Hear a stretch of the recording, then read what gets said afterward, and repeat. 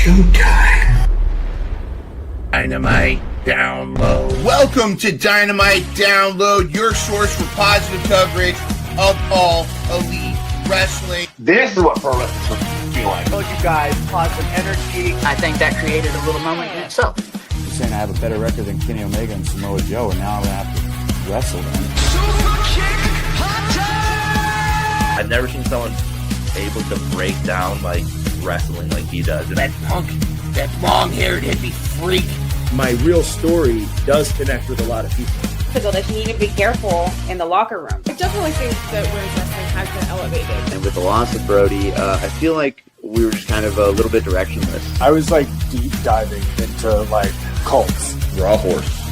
Raw horse? Oh my god! Amazing. I had to smack him around a few times to fully gain his respect. You said that in front of the voice of a generation. Versus Brian Keith match. Awesome. This podcast is quite frankly the drizzling shit, if I'm being quite honest.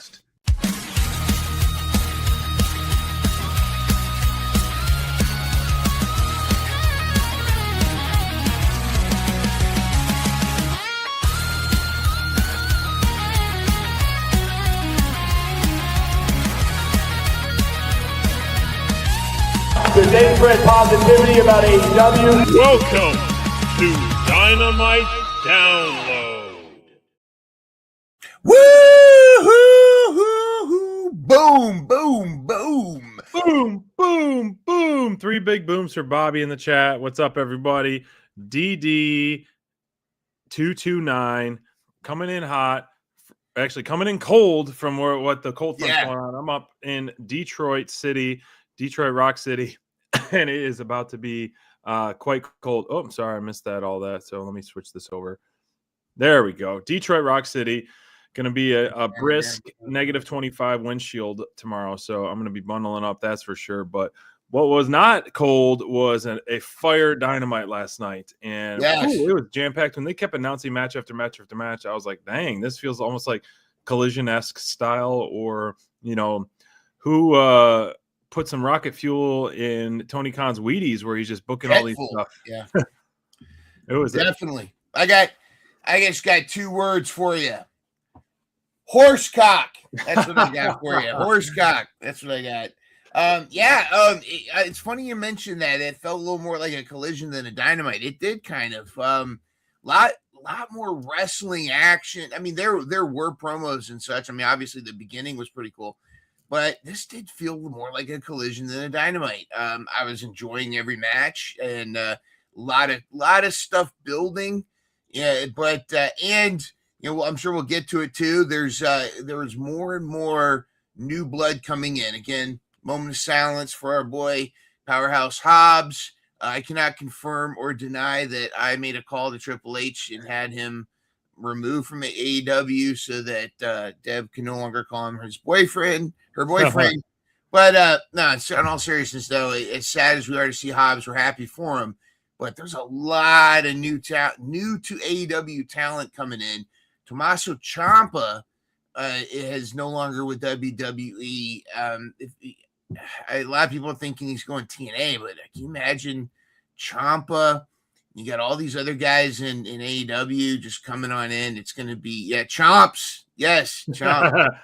And I am unironically wearing a shirt tonight for no reason at all. That's right. No reason at all. But, you know, everybody's saying, oh, the Iconics are going back to WWE. I just got something. Do you know what AEW has that WWE and NXT really don't have? A great tag division so far. A women's tag team division. They got tag team belts. They don't have a tag team division. So where do you think the inspiration are going to go? Yeah, that's something we definitely want to talk about as we talk about that tag team match a little bit later in our show. It's very interesting. And I did see something also, can't confirm or deny, but AJ Styles contract coming up too. So that would be pretty interesting. Phenomenal. Would that be phenomenal? It would be the phenomenal one, that's for sure. It'd be hard to top his debut in WWE at the Rumble. But by the way, just want to let you all know, Claudio will return for Avengers Doomsday. he showed up last night out of nowhere, helped with the assist from Pac. It was like something straight out of a Marvel movie where Thor enters the chat, like Claudio enters the chat and just beats the crap out of Lance Archer through the air with that crutch. Yeah, I got to work on that one. I got to do some AI, some Thor lightning with that when he hits him. That was pretty freaking gnarly. Pretty impressive talent pool here on the left side of what was featured in Dynamite. And I know they kind of had to do a little bit of audible too because of the impending weather, that they had to now make it a co-taping. So they got Collision. So props and lucky to the crowd in Orlando that was able to get a double dipper out of nowhere. So they kind of got a triple dipper dinner because they got a pretty cool pre-show with a surprise appearance by former WWE guy Baron Corbin. And then we also got see Collision after that. So really great stuff in Orlando. The crowd was hot, liked the venue, and kicking it off with the champ, the scumbag, who was live in Orlando, kicking things off. Of course, I love his banter with Tony Schiavone and then kicking him out of the ring and everything in between. But this is we talked about this, a couple weeks in a row, like how many targets he has on his back. And it was fun how AEW was playing that out all night long. Well, from everything from the face-to-face with Brody King to watching the monitor with Kenny Omega's match to being in the crowd for Swerve's match. So it's given us so many what ifs or what's next or who's going to be in, who's going to get that first title shot out of all these top guys. And even you throw Hangman in there. So a lot of people have their eyes set on MJF, and it was nice that they kind of they're keeping that world title picture the main focus of AEW right now. And I think that says a lot to MJF and MJF's persona and style. When Joe was the champ, you felt that he was the champ, but he wasn't featured like this. And there wasn't top to bottom, open the show, end the show with him type of stuff. So it feels different when it's on MJF's shoulders. And I think that's for a reason. It says a lot about MJF for sure too. Absolutely. This was, hindsight booking is not only 2020, but like it makes so much better sense that MJF's got the strap now, the way this situation is. It for sure. Yeah. Like you said, everyone's gunning. They made a point to show that. I kept wanting to see if the bottle girl was going to get, they kept cutting to him with the bottle service girl. And I would have thought it would have been funny if they cut back again and it's Megan Bain with it, or if it's Marina Shafir with it and she hits him with the bottle. Because I kept saying, I said, that's telling Dev, I said, that bottle, that's a worked bottle, man. That's one of those breakaway bottles. I don't know, nothing happened of it, but yeah, they did such a great point, and it's great. Heavy is the crown. He's such a great scumbag, but I like that they're keeping it vague. They're bringing in, like we got this moment right here with the lead singer for God's Hate came out and just you knew it was coming from what happened with Bandito. I again, the subtleties with MJF, how he's still cocky, but he did such a great job showing genuine fear in front of Brody King and running away. Yeah, like when he poked him in the chest and went, "Oh, like whoa, this." What did I just do? What did I just do? And bravo! This whole segment was great, and I think that it's such smart booking to have so many different challengers, and it could be anybody instead of it like, oh, obviously the next booking is going to be MJF and Hanger, and then it's going to be MJF and Swerve, and now it's like it could be Kenny. I don't know who I want to take it from him now. Because I got three of my top faves are going for it, and then Brody King also is in my top 10. So it's like, who do I go for? So yeah, whatever. Yeah, I mean, you could also see maybe down the line a Bandito rematch even too, but Statlander should take it. Yeah, Statlander as well. Speaking of champs though, former champ kicking things off with literally kicking things off. Both guys were throwing some heavy kicks. Yes. Speedball has some amazing kicks, and so does Joe. Has a lot of his kicks are very underrated, but wow, his kicks and chop combo. Yeah. That video, I think I sent it to you as well. That one chop that when he pulled Speedball out, and it was just echoed through the whole arena. I sent it to some of my non-wrestling buddies, and they're like, holy cow, ouch. It wasn't chop of the night though, but it was runner up. But yes, that a lot was of great phenomenal. chops. I should bring back that Chop of the week. award. I used to do chop of the night all the time. And wow, that definitely was the top 2 chop of the nights. There's a lot of good chops last night, but I really enjoyed this match. And for Joe being a former champion, Speedball being one of the new trios champs, it just proves that he can hang with the top dogs, with meaning Samoa Joe, and then same with his partner, which we will talk about for the main event. But it's interesting. Jet Speed was fighting 2 former champs last night, and the way they stood up. I mean, both guys. I liked that the commentator team reminded us how great Speedball was in the Continental Classic and who he beat in the Continental Classic. And it's like, you forget, like, he beat some big dog names on there as well. So this one was back and forth. I knew there's going to be some shenanigans, kind of protect Speedball, but I love that they're playing into the knee stuff, the kicks, the chops, everything in between. I surprisingly like this match more than I expected I would. Not that I wouldn't, but I felt like their chemistry was way better than I expected, and it delivered a fun match. This is one of those things where, like, I have 2 major things I want to get out there. One, as much as, like, Speedball has raised his own bar with me, so I knew what you get with a Speedball match. Yeah, I was impressed with how Joe could keep up with him. Joe's a big guy. Joe's got the meat sweats. He was doing some funky moves, man. Like, there was one where he did some kind of transition from one of his kicks into some submission, and it was like, I remember going, "Whoa, that's Joe just did that." That's incredible. And it's, again, one of those things when you get a dance partner like Speedball, he can do some really crazy stuff. Now, sometimes those kicks actually shoot a little bit. Sometimes you get a potato foot, but no, I thought it was phenomenal. And the second thing, and we'll talk more about this with Kevin Knight as well. I used to worry that Speedball and Kevin Knight, they're getting showcased, but they keep losing. Now they got the trios belts, and I don't feel like either guy, and we'll talk again at the main event, I don't think either gentleman lost anything. In fact, if anything, that's one of the things I like about AEW is Speedball looked fantastic in this match. Even though he got the L, he was still like, this elevated him because it's Samoa Joe. And I thought, not to use Will Ospreay's term, but he was elevated in this match. And it was good to see him in singles because it's keeping that in your mind. And as we go through the rest of the year, it's giving a legitimacy to Speedball and it's showcasing him. And I thought it was phenomenal. Yeah, he very well could have been one of my top performers of the night. Yeah. Which he really he always impresses me with a lot of his moves, a lot of his flipping. I mean, shooting, the karate pose after he was getting his knee worked pretty hard, and Joe just laughing at him, and then he kicks him right in the face. That was beautiful. That was such a beautiful spot because he laughed at him because he was mocking him. Like, oh, cool, he thinks he's the Karate Kid. Then clap, boom.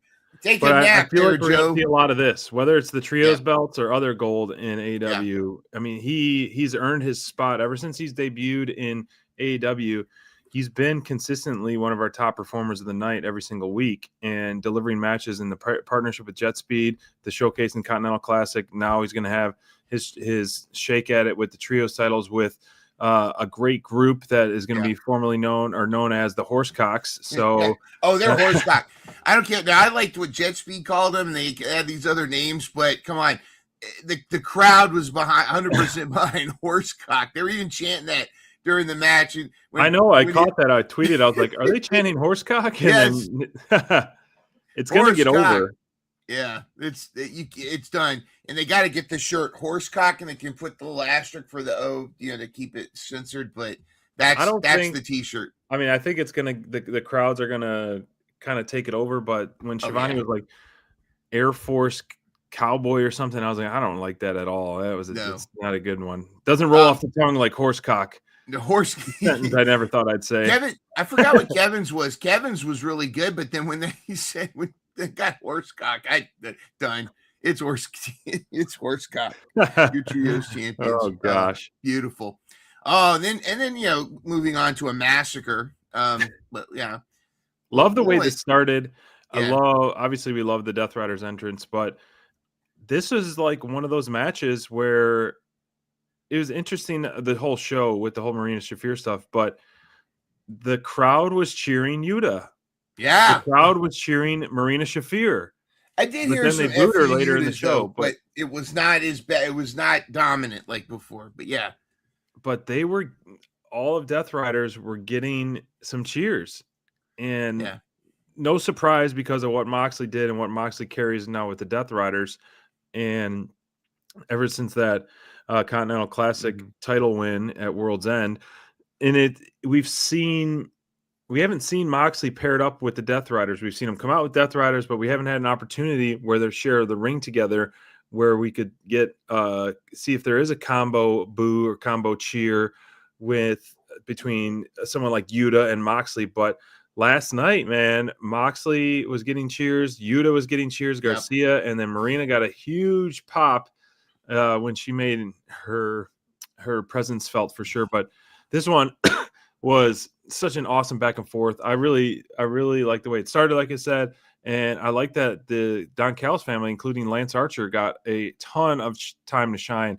Yeah. Lance, if you forget, he's beaten Moxley before, and he looked like an absolute beast in this match, showcased very well, put tons of guys through tables and showed the awesome offense that we love about him. And, he was my top performer of the night, not to spoil of it, because of his really dominant performance and his chance to shine and remind everyone while he's the Murder Hawk Monster. Oh, absolutely. Yeah, I was worried when Rocky Romero is one of the three. I'm like, oh, is he going to eat the pin? But then again, Wheeler Yuta is also in the Death Rider. So it's like one of those things where it's like, it's like the Stormtrooper versus the red shirt from Star Trek. It's like, well, who's going to eat the pin? But really, they all look fantastic. Of course, Rocky's fantastic. And Wheeler, it was good, like you said, that he wasn't getting the boos. This match was designed to put the Death Riders over. As baby faces. This is the baby face turn of the Death Riders. You heard it, like you said, to your point, that everybody was looking great. Lance Archer was looking like the beast that he should be looking like. This is how Lance Archer should be booked. And like he's always just kind of been like in the background, like next to Callis. Now book him like this because he was phenomenal. He was selling really good. That he is like kind of the Cain Velasquez to Brock Lesnar. Like he's Moxley's Cain Velasquez, the one guy that could beat him. That has one of the few people that has beaten Moxley, and especially in a match like a Texas deathmatch style kind of thing. Also, I have my comments about Marina Shafir. I love this because this is what we've wanted her to be since she started in AEW, and just putting her, and like we said, putting her with the Death Riders and allowing her to be this persona, and the way that like even Lance Archer here was selling. This is what I love when a wrestler, like now in this case Marina Shafir, just like Ricochet, just like Tony Storm, when they find their character, they find their voice, essentially they find who they are in the ring, and Marina Shafir has arrived. And now we're going to get to kind of see that, even though it does look like she's going to get into a thing with Tony Storm, let it go for it. But I loved this moment. I thought it was great. Lance Archer shined the most in this match. I'm not surprised you picked him for a top performer. He was on my short list with Speedball, but Lance was great. He was the Hulk that they had to take down, and they did, because just like the Callis family is many, but so does you go back to that. So does the rest. So cringe. This was a Moxley choice. That's the Moxley special match. It's a Moxley plus Street Fight equals. This is what you get. Equals broken glass on your back. Not just broken glass. Those are attacks. I don't know if you saw. They had the whole thing. It was a trifecta on that thing. Because all they pointed out was the barbed wire and the broken glass, but in the middle, shaped like a skull and crossbones. I think it was the Death Riders insignia. They had tacks glued on there or stuck on there. So it was like a trifecta. I tried to find a good, clear image of it, but I missed that. And it just, and those are tacks, glass, and barbed wire scrapes on all three of them. And why, good Lord, good grief! It's the curse of bringing a weapon in. Anytime someone brings a weapon in, you know they're getting. And you bring the tax in, you're getting the tax. You set the table, you're going through the table, right, unless you're a Dudley boy. That's true. But yeah, that was kind of an unnecessary spot in a sense because there's a lot of brutal spots, but it's a Moxley match. What do you expect? I love this part, like we talked about earlier. Lance looking like a beast, looking like he's going to put out, Yuta and anyone on the ramp. And then here you go. You got superhero Claudio from, jumping from wherever, flying high with a crutch, overhead slam, looking like this lumberjack swinging at the back of Lance Archer, which is absolutely incredible. I'm glad that they're keeping, real or not, keeping Pac on TV, working that injury. And he's still part of the Death Riders and hanging with Death Riders. He was back there with that promo that they had, Moxley had. So work that injury, work that angle, whether it's legit or not. But Pac had to walk away limping or hobbling because his crutch got disintegrated. This was just after all of this, everything it went through, just I love how Moxley let it simmer. I love how he didn't go into it right away. He just let it simmer. And Callis is like crawling out of his skin with this whole thing. He looks like a bronze popsicle, but like he's just like Moxley just let it simmer. It just don't, because he could have just gone in there like, in your face, but he just went there and just, this was such a good moment. And then when he finally did say something, it was like, okay, this Death Riders are baby faces. This is going to be an awesome feud.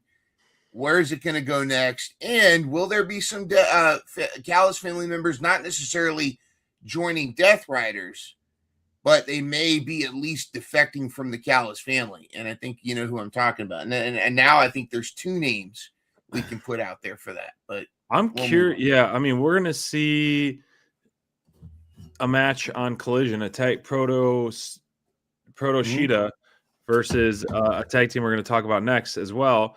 But I'm curious the reaction that they're going to get, because we know how the crowd's been feeling with Takeshita, but Fletcher's kind of fighting the resistance as well a little bit in his promos. Like, you're forgetting about me. What about me? And like, I feel a little bit of sense that could we see Fletcher flip over to the good side?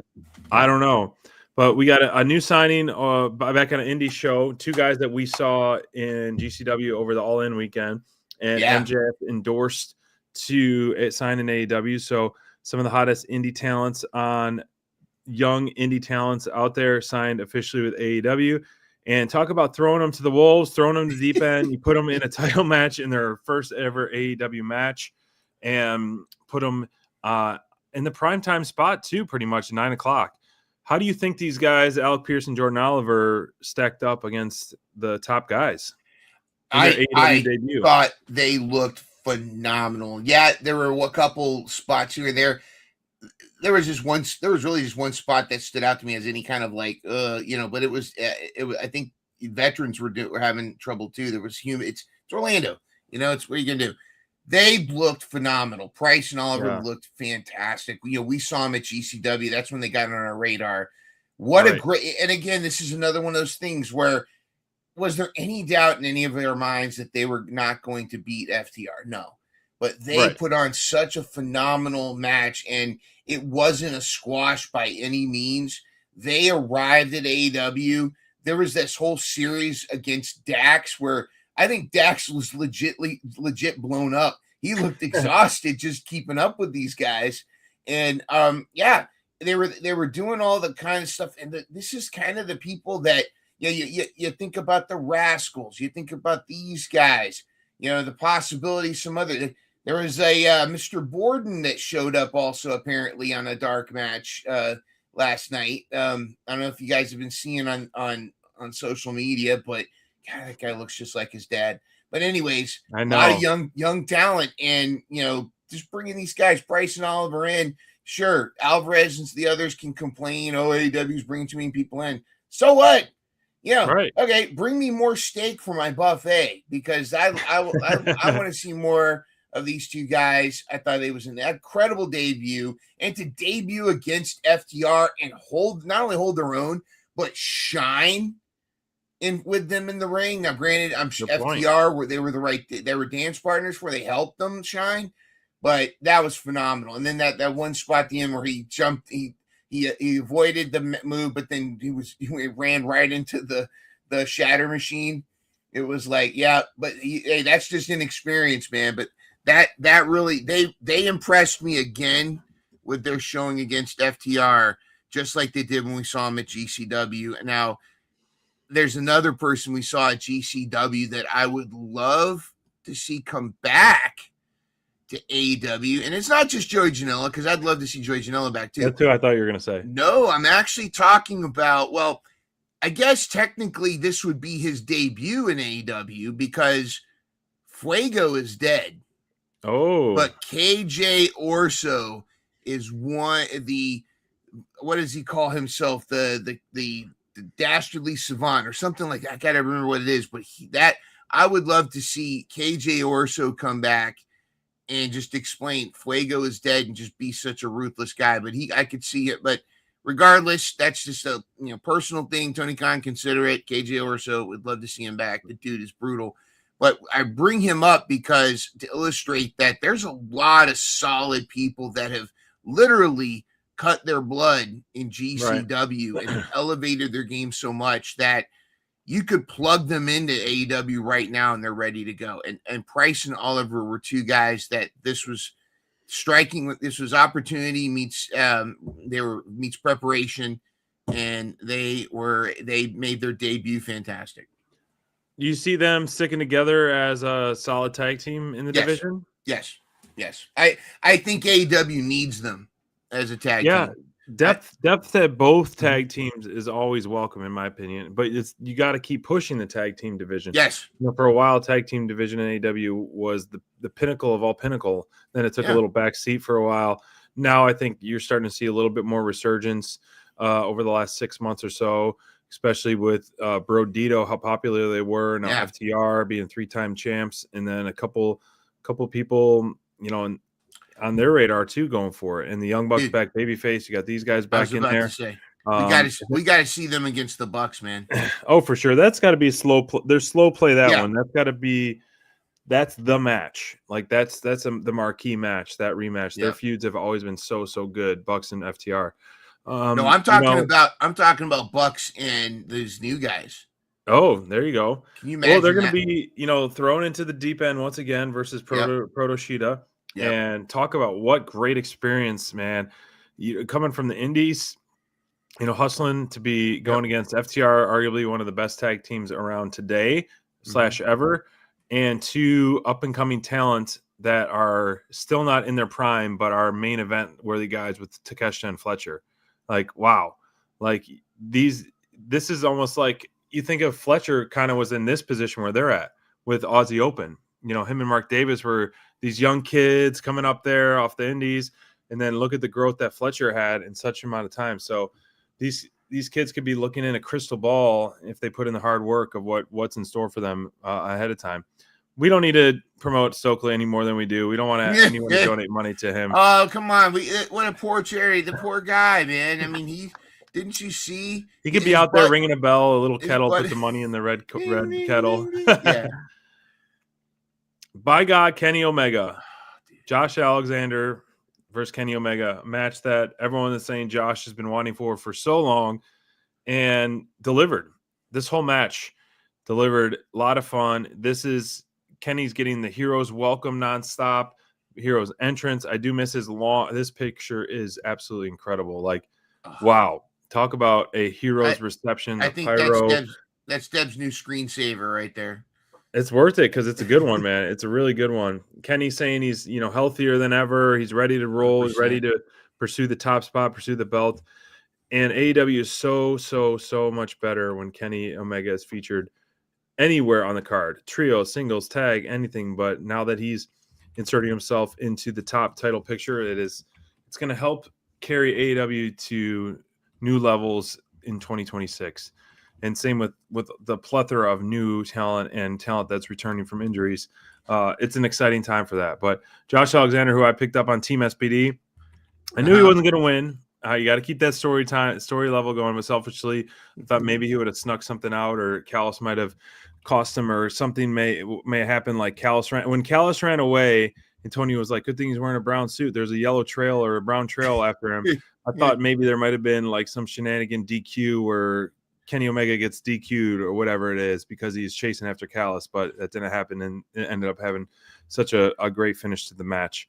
Did you like Kenny and Alexander's performance last night? I did. I mean, Josh Alexander knows his role. You know, he was a huge deal. It was a bigger fish in a smaller pond with TNA, but he knows his role. He's the walking weapon. He's a blunt instrument for the Callis family.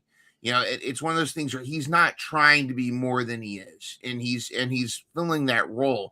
And the dude's a specimen. The dude's fantastic. I know, like our watch party friends, I'm the only one that kind of likes watching them wrestle. I mean, I if you know, but that's just them because I've a lot of people that watch with us, they want the flippy do stuff, and Josh Alexander is more, he's more wrestler, tone. But again, Kenny Omega can make me look good in the ring. Kenny Omega can make anyone look even better. But Josh Alexander was a great partner for him, and some of the spots that they did, just some of the, like some of the badass spots that he took, and I thought it was really cool. There was one where I think he was it DDT'd him or Powell did something to him on the apron, and it was right in, like, his headgear was the only thing that saved him, it looked like, or something. I thought it was interesting. But he also slammed his head against the announce table, and I saw his headgear one that it wasn't like typical slamming your hands there. It was like his headgear was taking the blunt.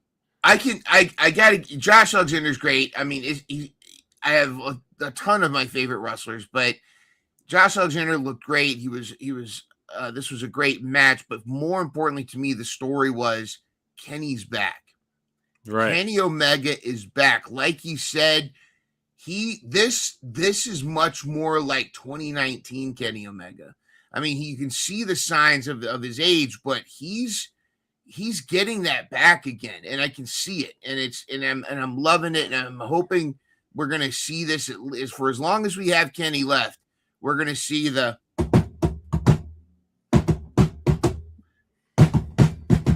I love it, man. V triggers, and when he got him in the one-winged angel, you knew it was done. Lights out. And so I can't wait. I'm here for it. Deb's here for it. Let's more Kenny, please. I think when he does, I hope, crossing my fingers and toes, when he does get that title shot, that we get the typical entrance from Justin Roberts from North Carolina. He is the best bout machine, Kenny. Like that machine. Super long intro with all the accolades and everything in between. I love that entrance. It's so funny when he would do that. So I really hope we can get that back one day. I hope so. Tag team. This is it. We were talking about earlier. You're wearing the Iconics shirt, and after this match and during this match, I was like, man, the tag team wrestling is so fun to watch in the women's division. Build it, but you need to build it more. Like this feud happened, this match happened. It's kind of like, what more do you have left on this for this feud? Not much. And so, yes, we kind of have the Sisters of Sin going at the tag titles and feuding with that, but I think you need more tag team matches, more tag team opponents to get them more focused on the tag team division. The whole trios thing, which we'll talk about too, has been fun in the group that they have, but I'm hoping that we'll focus more around the tag team title picture in the women's division. That being said, Penelope Ford back in action, possibly getting picked up by FTD's team there, since she's going to have a free agent waiver wire as well. But the Timeless Love Bombs, I think this is now that she's healthy. This is going to be the rise of Megabad to get the titles. Because, we talked about during the tournament, like this, they were probably the heavily favored team as well as the tournament was progressing. Like they should win. And then we had the injury, and then Shafir had to replace. We still kind of thought that they could still win. But now that she's healthy, I think this is we're looking on the left side here at the next women's tag team title champions right there. I hate to say it because, I love me some Babes of Wrath, but yeah, Megabad's also got a place in my heart, and it's getting crowded. And having Penelope back and looking great like she did, again, ever since her back thing, she can't do the full, back bend like she used to, but she still does that spot where she kind of goes back. I thought everybody looked great. I know there were a couple iffy spots here and there, but no, I mean, and it does like Mina is taking a lot of abuse. She's really doing that receiving end of a lot of strong style in this match. They're still treating Megan Bayne like the Amazon that she is. Penelope's getting good licks, and I just timeless Toni Storm this is more proof that Toni Storm does not need a title to be the face of the women's division. She's still she can go this route, and she's screaming at Megan Bayne, "I hate you!"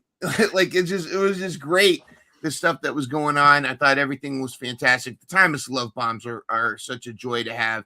They're kind of almost like the band, the Brodito kind of thing. But I think you're right. I think the match that I want to see right now is I want to see Babes of Wrath versus Megabad, and I'm worried for my girls, Babes of Wrath, because I think Megabad deserves the titles at some point. So let's build it up. Let's make it happen.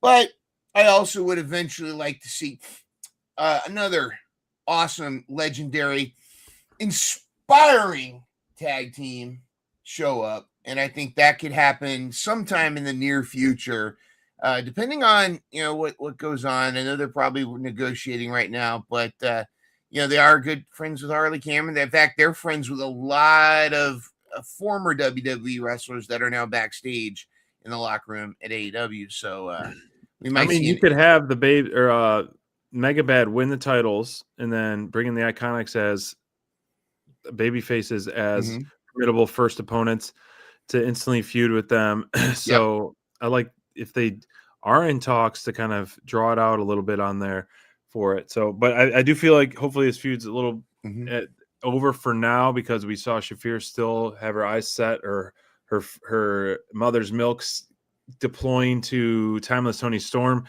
But I don't want to talk negative about the timeless love bombs, but I almost feel like Mina's a little feeling herself too much, too much screaming. I mean, that's her shtick, though. It's like too much silliness. Like she's trying to keep up. Tony with is super silly. Yeah, trying to keep up with Tony, and I feel like it's almost too much at times. So having like the no nonsense team of Megabad, slap you, kick you, throw you, and hit off the top, but is more my cup of tea right now. I got you. I do see what you're saying. I mean, I feel for Mina, because in every one of these four-person matches, she's adorable by herself. She's adorable in singles. Like she's the underdog. You root for her. You want her to be successful. Right. But when it's the four of them, she's kind of like, and Mina. Like it's not the timeless love bonds. It's Toni Storm with Mina. I think that hopefully this looks like we're going to get a one-on-one Marina Shafir and Toni Storm feud, unless Shayna Baszler's coming in, but I don't think that's going to happen now. But I think we're going to get that singles feud, and I want to see Marina get some more singles action and where she can shine by herself.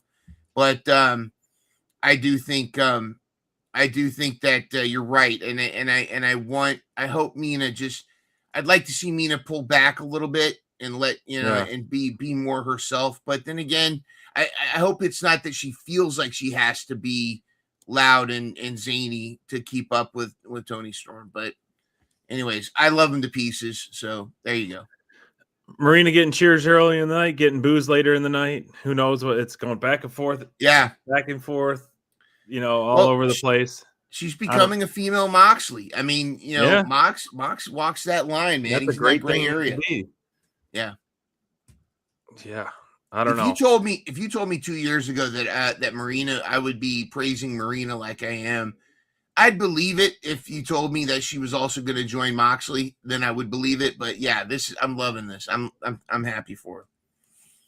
And I know her, but I don't know her. We talked about this. My girls. What do you think of this quick little promo? Everything.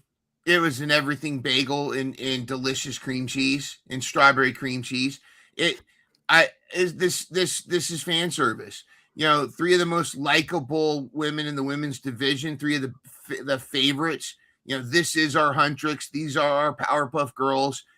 Willow's so likable. She's awesome. Statlander being such tough girl, but the best is freaking Harley Cameron. My goodness, when Stat takes her hand away and she's licking the glove. I mean, it's just everything is fantastic. By the way, if you haven't had a chance, Renee Paquette had her latest up close interview with none other than Nora Good, aka Moxley Jr. Now she's 4 years old, I think, Nora. Wow. And now think of this. She's got Renee's blonde hair and but she's got Moxley's expressions. And I see a lot of Renee in her. I was watching a little bit of it. It's very cute. There's some Moxley too. But what I gotta say is, when asked who her favorite wrestler was, she said her daddy, of course. Why? Because she's her daddy. But then when asked who's your best women's wrestler, she said Danny, which is Harley Cameron's shoot name. But Harley Cameron's her favorite. You can tell she's everybody. She's so likable, so fun. I'm sure the puppets are also involved, but I want the funniest award, Fightful Funniest Wrestler Award. Yes, and I want these 3 on my TV all the time. So the more the merrier. I don't care if they've got a bunch of belts. Please give them all the belts. The collectors, they are the belt collectors. They said it. They got every women's belt with them right there. So there's 4 belts. They got them all. Main event time, bro. This is why our Dynamite download draft kills me, because I have Kevin Knight. I love Kevin Knight. I think Kevin Knight is one of the most phenomenal wrestlers in the world. He will have singles gold as well as speedball within the next 1 to 2 years in AEW. He will actually probably have it by this time next year. He'll have a singles title in AEW. Mm-hmm.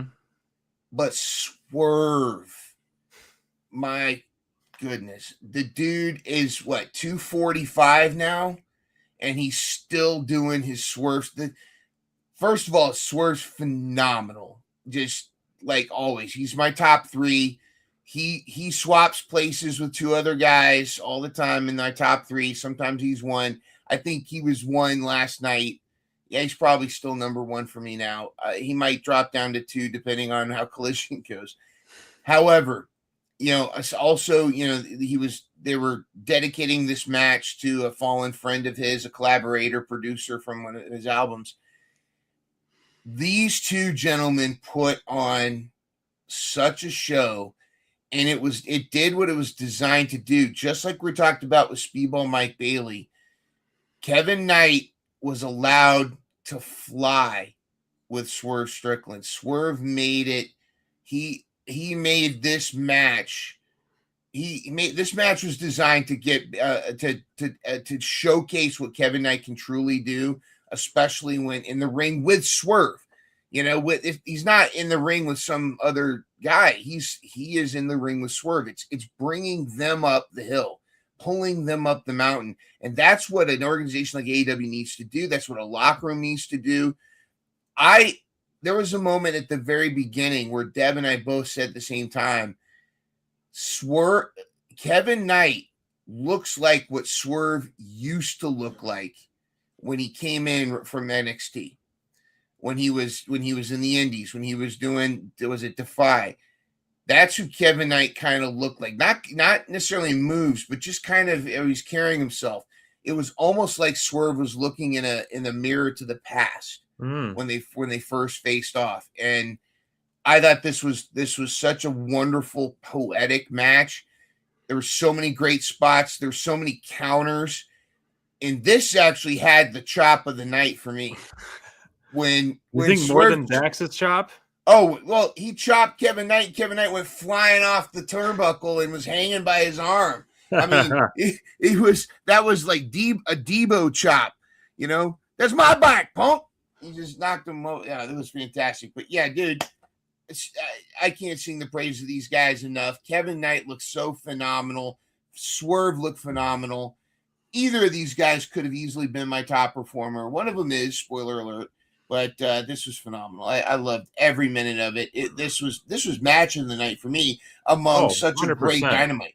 That's among such a great Dynamite. It was crazy. Agreed. Very, very complete Dynamite and easily match of the night because these guys started pacing the match so well. Yeah. It was such a great back and forth match. And Swerve's got so much confidence right now. And even the little nuances with showing MJF and the world title picture and all that up in the audience. But wow, this was a brutal match, physical match, some absolutely incredible high spots. You know, Kevin Knight is over the last 6 months, he could have been our breakout star of the year as well, too, because look at the way he ended the year with his amazing Continental Classic performance. I love that he literally, like, he sold us with potential winning that coast to coast, and then his finisher splash was such a huge spot. But wow, like, you see Swerve's foot, boom, out of nowhere, just get the ropes like over his head, like, just to save him. But that would have been it. He didn't kick out, and he could have easily stole a win from Swerve. But same with the Kenny Omega match. Like, you have these guys in the title picture, Samoa Joe, Kenny, and Swerve right now. You don't want to have them take losses, even though all of those matches, it would have been acceptable for them to lose because of the talent they were going against.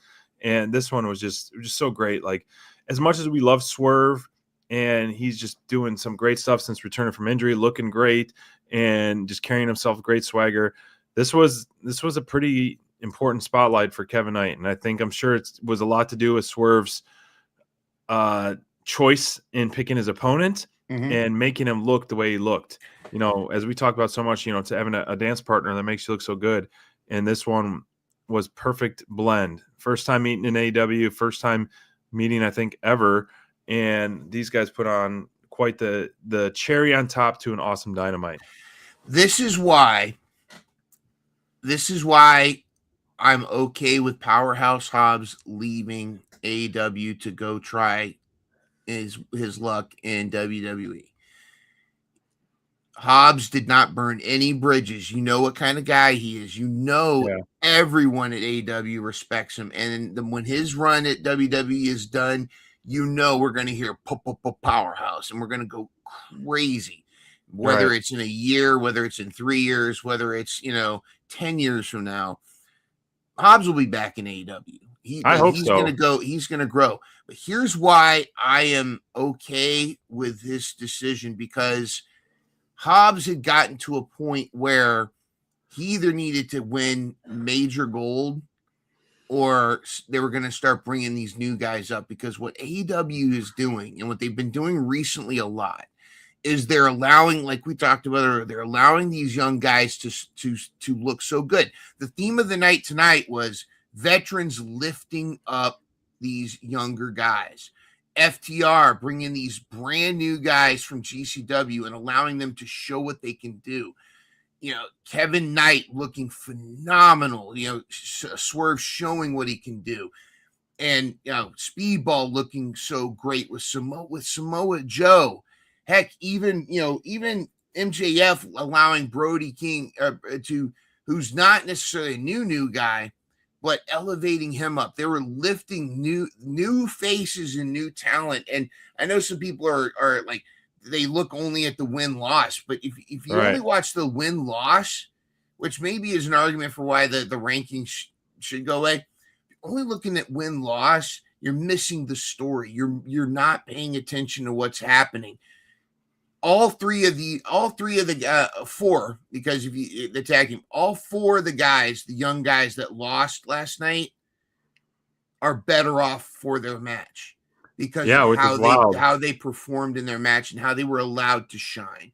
Yeah, they got an L, but they won because of now in our minds, we're watching, and in our mind, we saw Kevin Knight almost got the 1-2-3 on Swerve. We saw Speedball almost took down Samoa freaking Joe. He knocked him out with his kick. And those two guys, the two new guys, Oliver and the other guy, they almost beat FTR. So I think this is phenomenal. So Hobbs moving on to WWE creates room for these new guys to be lifted up. Yeah, but I know. Hear you, but it's something I don't want to hear. I know. No one wants to hear it. Before we do show the rankings, we'll talk our top performers. Mine is Lance Archer, and we talked about earlier, man. The guy dominant performance, all match long, before the bell, during the match, after everything in between. This is the Lance Archer we absolutely love, the dominance that he had. So was very match in showing for Lance Archer, and I'm glad he was finally getting a little showcase in a huge Don Callis family full of talent. So he really stood out to me last night. And you said it all, Kevin Knight. Lance Archer was my top performer until the main event. Like he was, in fact, I was thinking Speedball at first, and I got to Lance Archer. I was even thinking Moxley a couple times, but Lance was my pick for top performer until the main event. Main event, I was like, unless I pick Swerve, it's got to be Kevin Knight. And Kevin Knight just looks so phenomenal, and I just was so happy for him. I felt like a proud dad, and I don't even really know the guy. It's like just watching him just get those spots and just counter, and it was just great. It was great. I love freaking wrestling, dude. I was trying to find this photo. Let's put up the rankings while I try to find this photo I saw online. Where we stand. And so after week 2 of wrestling, we haven't posted anything about Collision. Bobby is at the top of the podium right now, and followed by mine is nibbling at his heels, sure, but it is close. It's so close right here. 4-point spread from top to bottom.